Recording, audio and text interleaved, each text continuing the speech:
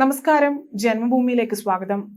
NDA എംപിമാരോട് parliamentary ചട്ടങ്ങളും പെരുമാറ്റങ്ങളും പാലിക്കണമെന്നും മുതിർന്ന അംഗങ്ങളിൽ നിന്ന് മികച്ച രീതികളെക്കുറിച്ച് പഠിക്കണമെന്നും പ്രധാനമന്ത്രി നരേന്ദ്രമോദി ആവശ്യപ്പെട്ടു.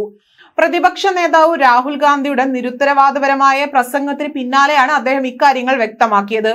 ആദ്യമായി ഒരു കോൺഗ്രസേതര നേതാവ്, അതും ഒരു ചായ്വാല, തുടർച്ചയായി മൂന്നാം തവണയും പ്രധാനമന്ത്രിയായതിൽ പ്രതിപക്ഷം അസ്വസ്ഥരാണ് എന്ന് NDA എംപിമാരുടെ യോഗത്തെ അഭിസംബോധന ചെയ്തുകൊണ്ട് നരേന്ദ്രമോദി പറഞ്ഞു.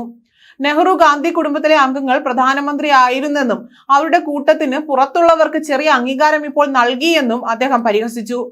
പാർലമെന്ററി വിഷയങ്ങൾ പഠിക്കാനും പാർലമെന്റിൽ പതിവായി ഹാജരാകാനും തങ്ങളുടെ മണ്ഡലവുമായി ബന്ധപ്പെട്ട കാര്യങ്ങൾ ഫലപ്രദമായി ഉന്നയിക്കാനും മോദി എംപിമാരോട് ആവശ്യപ്പെട്ടതായി പാർലമെന്ററി കാര്യ മന്ത്രി കിരൺ റിജിജു മാധ്യമപ്രവർത്തകരോട് പറഞ്ഞു.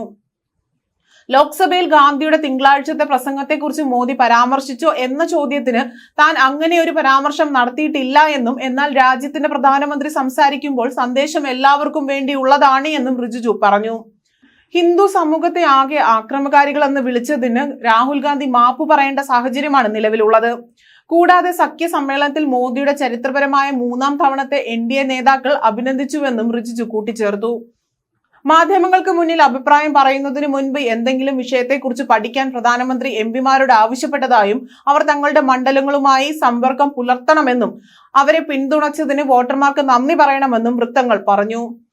എല്ലാ പ്രധാനമന്ത്രിമാരുടെയും ജീവിതയാത്രകൾ രേഖപ്പെടുത്തുന്നുണ്ട് എന്നും മുൻ സർക്കാരുകൾ ചെയ്തിട്ടില്ലാത്ത കാര്യമാണ് എന്നും ചൂണ്ടിക്കാട്ടി പ്രധാനമന്ത്രിയുടെ മ്യൂസിയം സന്ദർശിക്കാൻ എംപിമാരോട് മോദി ആവശ്യപ്പെട്ടു. കോൺഗ്രസിന്റെ ഏറ്റവും പ്രമുഖ കുടുംബത്തിന് പുറത്തുനിന്ന് വന്ന പ്രധാനമന്ത്രിമാരുടെ സംഭാവനകൾ അവഗണിക്കപ്പെടാറുണ്ടായിരുന്നു. ഓരോരുത്തരും ഓരോ തരത്തിൽ അല്ലെങ്കിൽ മറ്റൊരു വിധത്തിൽ രാജ്യത്തിന് നൽകിയ സംഭാവനകളായി എല്ലാവരും അംഗീകരിക്കപ്പെടുന്നുവെന്ന് പ്രധാനമന്ത്രി എന്ന നിലയിൽ താൻ ഉറപ്പാക്കിയിട്ടുണ്ട് എന്നും അദ്ദേഹം പറഞ്ഞു.